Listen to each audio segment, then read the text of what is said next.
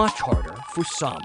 And you'd be forgiven for not knowing that there was a mayoral debate last night in Portland.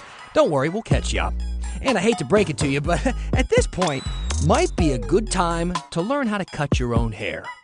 Here's the story. I'm not worried, this is a wig. Hi, I'm Dan Haggerty. Welcome to the story. First off, if you have any Facebook friends in Idaho, I'm willing to bet right now their Facebook timeline is full of videos of swinging chandeliers, because that's exactly what people do when there is an earthquake. They take videos of their swinging chandeliers. We don't know a ton about this right now, except that it was a 6.5 quake near a town called Stanley, Idaho. But people felt this thing over 100 miles away in Boise or even in Spokane. Matt Zaffino knows a lot more about the natural world than I do. He's going to talk a little bit more about this a bit later in the show. In the meantime, reach out to us with your questions and comments, email, Facebook, Instagram, use Twitter and the hashtag #HeyDan. Understandably, a lot of those questions have been about coronavirus. We've had a lot of you writing in to share what life is like inside your bubble after I shared mine just a couple of days ago. Some of your stories have been about your struggles. Others have been about victories and successes during this strange time. And some of them, in my opinion, have been pretty unimaginable, actually, and I want to share one of those with you right now. I found this email in the story inbox at 10:56 this morning. I am 80 and diagnosed with another cancer. Is there any contract or agreement that I could sign to require the medical people to put someone ahead of me for life-saving care that has family responsibilities or a better chance of surviving? At 19, I was willing to serve to protect this country and the people. I had a lot more to lose then. So this is an easy decision, and I wonder how many others feel this way. Signed, Richard, way out in Prineville. I don't want Richard to ever think that thought again. I don't want our medical workers to ever have to make those choices like we've seen them have to make in other parts of the world. That's why we stay home and inside our little bubbles. So please keep sharing yours with us. I hope that email impacted you the way it did me. All right, let's get started with the show tonight. All right, tonight's big story is something that is on a lot of parents' mind. I know it's on my mind. Will my kids go back to school at all this year? Look, we don't know this for sure yet, but it's sounding more and more like the answer is going to be no. And schools are starting to take steps to make sure that kids can still learn, even if it's outside of a classroom. It's going to be tough, and it's going to be tough for everyone. But Kyla Boshi learned Eastern Oregon could face its own set of unique challenges. Schools could be closed until summer. That's the message from the state's school chief, who warned there's a strong possibility that our students may not come back through our schoolhouse doors this academic year.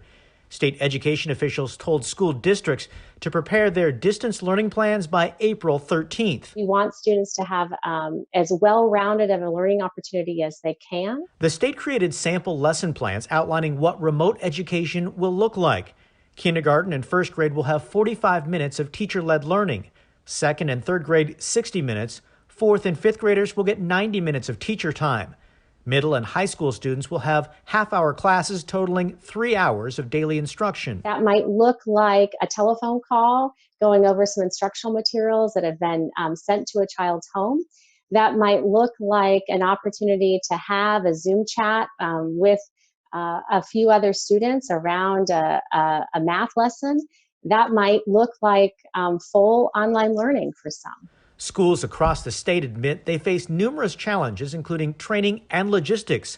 Tricia Mooney is superintendent of Hermiston Schools. I guess part of the challenge for us in Eastern Oregon, and that's probably not unique to Hermiston, is the number of students that don't have access to reliable internet and how we connect with those students with online resources. The tight timeline gives educators roughly 2 weeks to come up with a distant lesson plan. As teachers, we're still learning.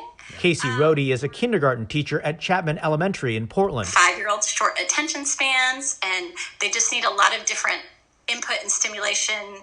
And you got to be able to read the room, and you can't read a digital room. Teachers suggest they're up to the challenge, but parents and caregivers play a critical role as many families convert bedrooms and kitchens into everyday classrooms. Okay, Kyla Boshi joining us now. Kyle, I applaud what educators are doing here, but I can't help but think it's almost impossible to imagine every single student having an equal opportunity. I'm thinking of kids with slow internet or no internet, stuff like that.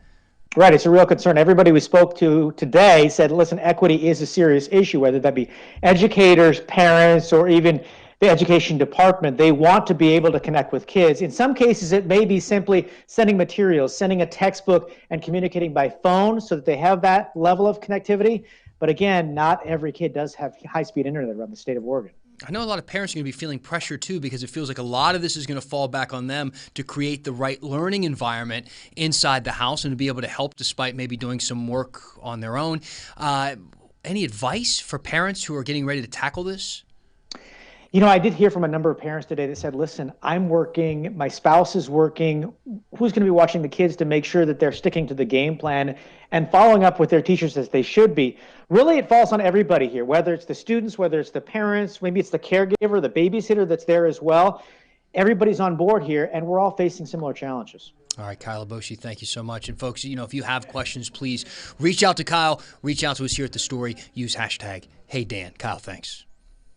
All right, now look, one school getting ready to make these changes is Woodlawn Elementary School in Northeast Portland. If you're new to the story, if you're new to KGW, you might not know that we've been spending an entire year inside that school, a long project called Inside Woodlawn. Kristen Severance has been spending the year there telling all the stories from that school. And the point was to talk about the obstacles that are unique to them, the things that they face, like gentrification. They dealt with a deportation there this year. And now they're dealing with a global pandemic.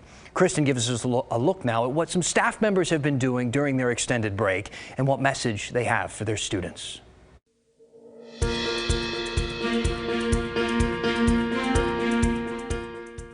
Hi Wildcats, this is Miss Peterson. I am just here with my foster bunny Chamomile. Hi everyone, it's Miss Flores. I am just coming on to say hello. And so is my little puppy Coco in the background there. Once she hears me talking on the phone, she wants to get up and say hi to everybody. Just wanted to say hi, I miss y'all. Can't wait to see you soon. Stay safe, bye. I do miss you guys a lot. But I know this is a short time and we'll be together soon. I'm missing cooking and hearing your laughing and your voices and having our conversations every day. Be healthy, be safe, and we'll see each other soon. Hey, Wildcats, I've missed you and missed seeing you every day. And we're apart for a really important reason, and it's to be safe and to keep our families and ourselves healthy. And we'll be able to be together when we can all be safe together. Hope that you are staying healthy and washing your hands and spending time with your families and reading books. I'm just staying positive, doing lots of reading. Hope you're doing reading too. Make sure that you don't lose all that growth that you had throughout the year. Mahogany, Malachi, Sebastian, Andre. You guys know who I'm talking to. I am just hanging out at home, missing actually going to work. I'm doing a lot of puzzles. Hey Wildcats, I sure missed you guys and I can't wait till we can be together again. To keep myself busy, I am planting my garden. And now for my kindergarten class of 2032. Whoa! I know, right? 2032? I recommend that you spend time reading, writing, drawing, and coloring, and learning new things every day. If you can, grab some paper, a pen, and a journal, and write words or drawings about what you're feeling each day. What makes you happy, what makes you sad, and what you're most excited to do when we get back to school. What if you called a grandparent, or if you're lucky enough to get to live with one of them, to have a conversation with them about their life when they were growing up, their childhood, and just see where that goes and what kinds of things you learned that you hadn't before. I want to say hello to my students. All my students, not just my classroom students, my past students, my present students, the students that say hello to me in the hallways, the students that give me high fives, the students that come see me in the mornings. Just wanted to say that I miss all your smiling faces. I would say to any Woodlawn Wildcats that you can do hard things. We can get through this, we are up for the challenge, and we are going to support one another. But most importantly, stay safe, stay healthy. We hope to see you soon. I'm thinking about you. Go Wildcats. You are not alone. We are in this together. Remember to think of each other, to lean on one another, to be there for one another. We are Wildcat strong. I just miss you. It's been hard to stay at home and to just wonder kind of about how people are doing.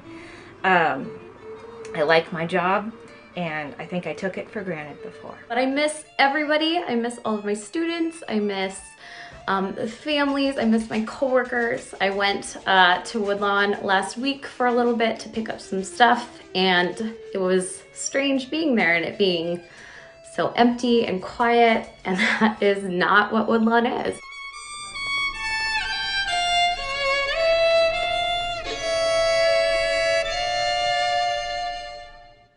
It was so great hearing from everyone. We definitely miss being there. And Andrea Porter-Lopez, the principal at Woodlawn, said, teachers have gone back to regular hours, of course, working from home. And teachers will be busy this week reaching out to families to start this distance learning. If families don't have access to the internet, Woodlawn has a plan B. They'll get packets and other learning materials to those students. It's a hectic time, but we will definitely be following them as they go through this journey. I'm interviewing some students tomorrow. I cannot wait to talk to them. Dan, I know that's your favorite part of this series too. All right, thanks, Kristen. Sounds good. So politics may be the last thing on your mind right now, but it is still a big election year. Some states have actually postponed their primaries because they don't want to have a bunch of people gathered at the polls right now. But luckily for us here in Oregon, we've got mail-in voting. So the May primary is still a go. Carolyn emailed us to ask if we could give some coverage to that. She says COVID-19 is understandably dominating the news cycle, but a critical election is less than 8 weeks away, with dozens of candidates running for mayor, city council, and statewide positions, as well as some important bond issues. Well, it just so happens that 4 of Portland's mayoral candidates had a virtual debate last night. One of the big issues they talked about was homelessness. Last year, 7,000 people were prevented from becoming homeless. We've opened new shelters. Over the last several years, we've doubled our shelter capacity. We have people without drinking water, without access to latrines, without hand washing water. And I do think it's going to be incumbent on every Portlander to step up. The clearest vision I have for where we need to get is to end random camping throughout the city. And the only way we can actually achieve that is by answering the question, so where could people go? When we're talking about getting emergency resources to people, a lot of those people are already in our systems. We just have to build those systems so that we're effectively generating and distributing resources directly to them.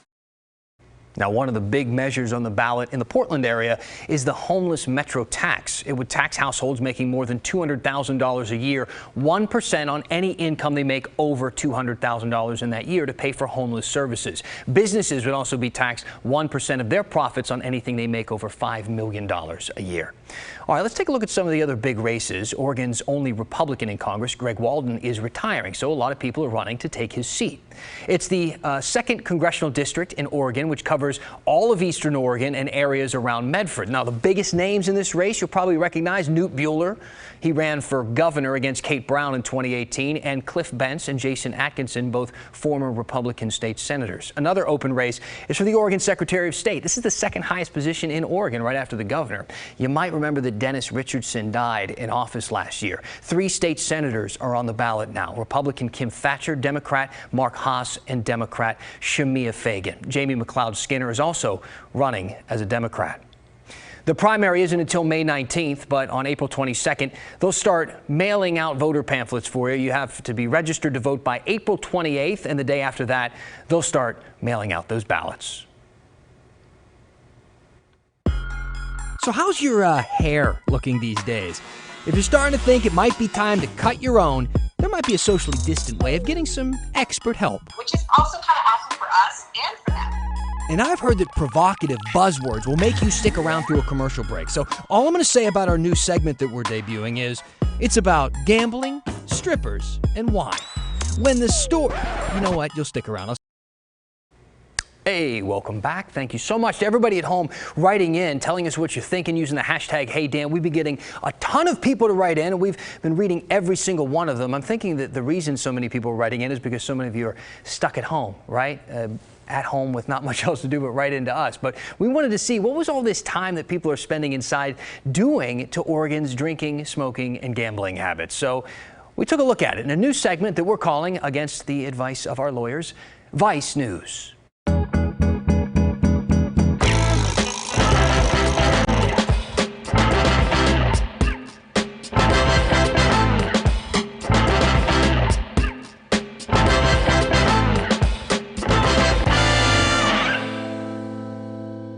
All right, first vice, gambling. COVID-19 already putting a dent in Oregon lottery dollars. All those video machines and bars and restaurants, well, they're shut down too right now. And to make matters worse, we tried to contact Oregon Lottery to ask about the scoreboard app, but discovered their site was down today. Turns out Oregon Lottery suspended the app after a cyber attack. If you use scoreboard, they sent out an email. You probably saw it. Users got this. It says they have no reports of unauthorized disclosure or extraction of player data or account balances. So that's good. All right, next vice. Strip clubs. They're shut down too right now, along with all the other bars and restaurants. But we told you last week about this Willamette Week story featuring the resourceful dancers at Lucky Devil Lounge staying busy by delivering food. We were curious to see if this was a popular business venture, so we went by Lucky Devil today to ask around. They told us that they are, quote, crushing it. They started up on St. Patrick's Day, and now they are selling food, beer, cider, and champagne out of a VW van. Sometimes there's birthday parties, so the girls will come drop off the food and they'll sing happy birthday. Sometimes it's somebody surprising a friend and they don't know what's going on, and then finally they figure it out. Oh, Dave sent this over as a surprise or whatever. So he does say the only thing that they're not delivering or selling are nachos. Apparently, they just don't travel very well. All right, our final vice is booze. Bars may be closed, but a lot of places are finding ways to keep your wine cellar stocked. Our photographer, John Helm, found one example. We are, or have been for the first 7 years, a wine bar that also retails wine. 2 weeks ago on March 15th, we kind of decided that, you know, we had to just pivot. We couldn't be who we were. We had to just pivot. So we were like, let's just deliver. So now we have to be whatever we need to be. The way it rolls is we set 2 umbrellas out, and we've actually put prayer flags on them to kind of get you thinking a little positive vibey, because it's easy to just drop into fear right now. We have chairs under them just to give you a place to sit, because there's only one person in the shop at a time. 4 feet in the door, we have 3 bar stools kind of blocking the way. That's your boundary. And they don't have to touch anybody, no human contact required. And then we pulled everything, all the major stuff off the shelves, and we've laid it out like a distribution company, like a warehouse. So people tell us what they want, we shop for you. We have a table back a ways where we have a cash register on the table. Then you read us your credit card number, which we type in directly. There's nobody else in the shop at the time. We back up another 8 feet, and you pick up your wine. We wave at you, tell jokes, play good music, and try to keep a positive vibe and get wine in your hands. So I feel blessed by how people have come out to support us, and now what can we do back? I'd say one of the blessings in this has been, or is up till now, that the reminder that we're all in this together.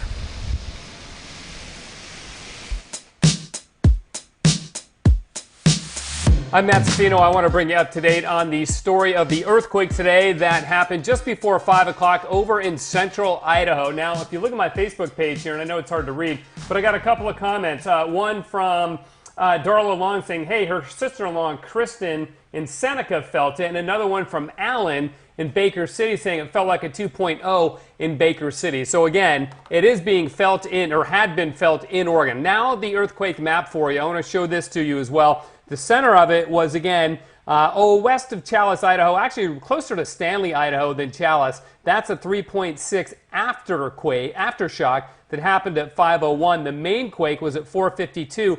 And that was a 6.5. That's another afterquake. They're getting a aftershock, rather. A lot of aftershocks there. You can see 4.6 at 5:27. There's a 4.8 at 5:27. But again, the main quake happened at 4:52, and it was a 6.5, which is a very, very strong earthquake, as you probably know. All right. I want to show you what the quake, what the Did You Feel It map looked like. This is something the USGS puts together by people reporting if they felt it. And they've had about 15,000 people report it. And you can see many of those blue squares indicating that it was felt in Oregon. As far west as Pendleton, up by Kennewick it was felt, down in southeast Oregon by Seneca, as we saw on my Facebook page. And then, of course, many, many reports in Idaho and in the Boise area itself. And then the color coding indicates how strong it was. Most of it in Oregon was in the blue, meaning it was weak or light, but as you get into Idaho, closer to the epicenter, which is that red star in the middle of Idaho, it was a strong quake felt by many. Now, we don't have any reports of actual damage yet, coming out of Idaho, but we're working on that in the newsroom, and we'll have more on that for you later, I'm sure. Dan, back to you. It's been a busy day. Hey, yeah, it sure has, Matt. Thanks for keeping us up to date on that earthquake. Appreciate it. All right, hey, I don't want to make a big deal about the whole thing, but eventually you're going to need to get a haircut. But there is help out there if you're thinking of doing it yourself. We've all been thinking at some point we're going to have to get a haircut, and that's just not easy to do right now. Well, you know, unless you do it yourself. Brittany Falkers met some people who are trying to make that process a little less mortifying. From celebrities to KGW photographers, the coronavirus crisis has people playing hairdresser at home. Everybody make some TikTok. I even took the clippers to my partner's hair, the first time in our 5-year relationship. Did it hurt? A little bit. Go a little slower.